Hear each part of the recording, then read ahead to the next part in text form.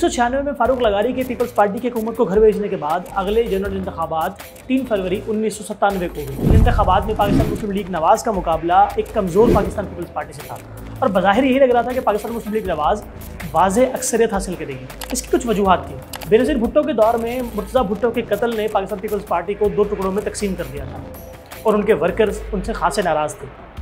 इसी के साथ साथ पाकिस्तान पीपल्स पार्टी की लीडरशिप पर करप्शन के इल्ज़ाम थे और मजीद ये कि मलिक महराज खालिद के इंटरिम सेटअप में पाकिस्तान पीपल्स पार्टी के मुखालिफ तैनातियों और उनके अहम रहनुमाओं की गिरफ्तारियों ने भी पाकिस्तान पीपल्स पार्टी के लिए मैदान तंग कर दिया था। इसी के साथ साथ पाकिस्तान पीपल्स पार्टी शहीद भुट्टो ग्रुप ने इंतखाबात में पाकिस्तान मुस्लिम लीग नवाज की हिमायत करने का ऐलान कर दिया था और साथ ही जमात इस्लामी ने इन इलेक्शंस का बॉयकॉट किया हुआ था।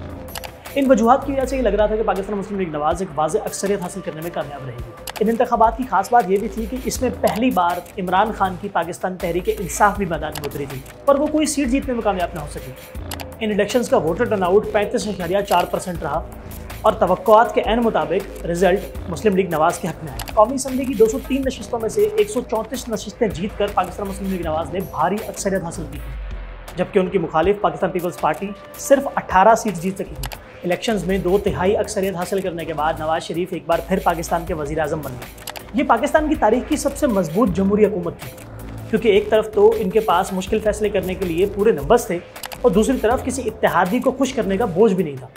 मरकज़ी हुकूमत के साथ साथ नवाज लीग ने सिंध, खैबर पख्तूनख्वा और पंजाब में भी हुकूमतें कायम की, जबकि बलूचिस्तान में भी नवाज शरीफ के करीबी समझे जाने वाले अख्तर मैंगल की हुकूमत कायम हुई। पर आर्मी चीफ जनरल मुशर्रफ और नवाज शरीफ के दरमियान कारगिल जंग से शुरू होने वाले इख्तलाफात बढ़ते गए और 12 अक्टूबर 1999 को पाकिस्तान की इस मजबूत तरीन जमहूरी हुकूमत को भी घर भेज दिया गया।